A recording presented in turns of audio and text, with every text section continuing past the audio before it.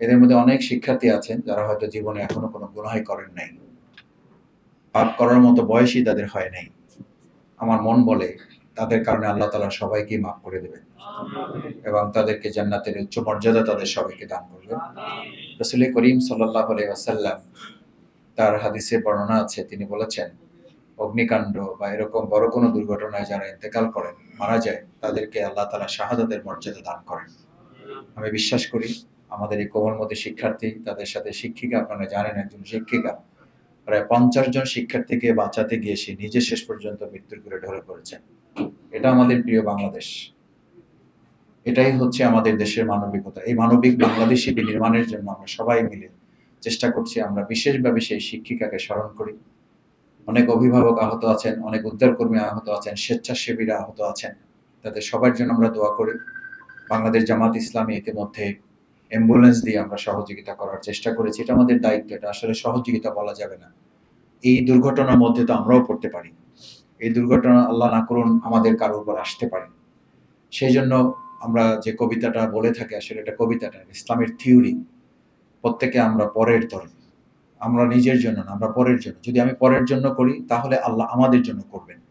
সে কারণে জামাত ইসলাম অ্যাম্বুলেন্সদের সহযোগিতা করেছে। আমাদের সকল চিকিৎসক যারা এই রিলেটেড, এ ব্যাপারে যারা অভিজ্ঞ এক্সপার্ট আছেন, তাদেরকে এখানে 24 ঘন্টা নিয়োজিত থাকার জন্য আমিরে জামাত মহানগরী আমির নুরুল ইসলাম রুরু ভাই, আমাদের ঢাকা দক্ষিণের যে সমস্ত চিকিৎসকবৃন্দ আছেন তাদেরকে আমরা আহ্বান জানিয়েছি, তারা যেন সার্বক্ষণিক সেখানে চিকিৎসা দেন। আমাদের ব্লাড গ্রুপ যেগুলো আছে, ছাত্র শিবির, জামাত ইসলামী, আমাদের সমাজ কল্যাণ প্রতিষ্ঠান যেগুলো আছে, তাদের মাধ্যমে। ওয়ালটন এখন দেশের সীমানা পেরিয়ে পৌঁছে গিয়েছে 50টিরও বেশি দেশে। ওয়ালটন, ঘরে ঘরে, বিশ্বজুড়ে।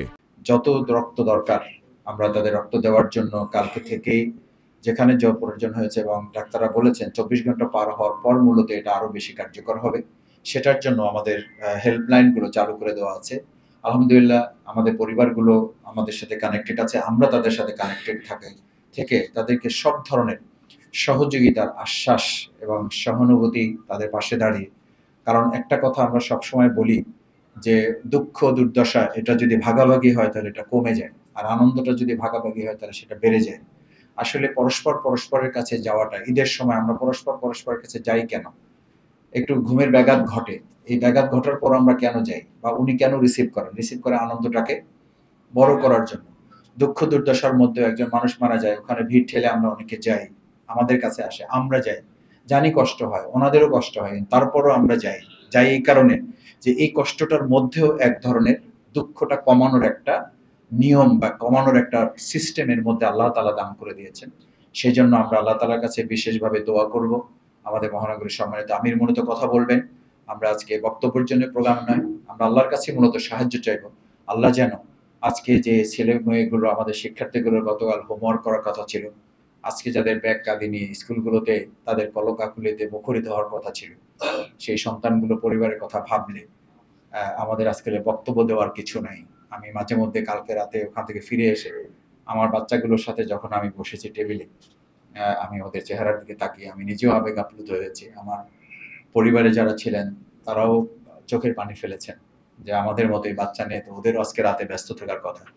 আমি সকালবেলা আজকে আমার বাচ্চাকে যখন লিফটে নামিয়ে দিচ্ছিলাম ব্যাগ কাঁধে করে, আমি নিজেও সত্যি খুব আবেগ আপ্লুত হয়েছি যে এরকম আজকে সকালে অনেক বাচ্চাদের স্কুলে পাঠানোর কথা ছিল, তার মা তার বাবা নিয়ে যেতেন, স্কুল কাঁধে করে যেত, দৌড়াতো, সেই দৃশ্যগুলো আজকে তারা খুব মিস করবেন।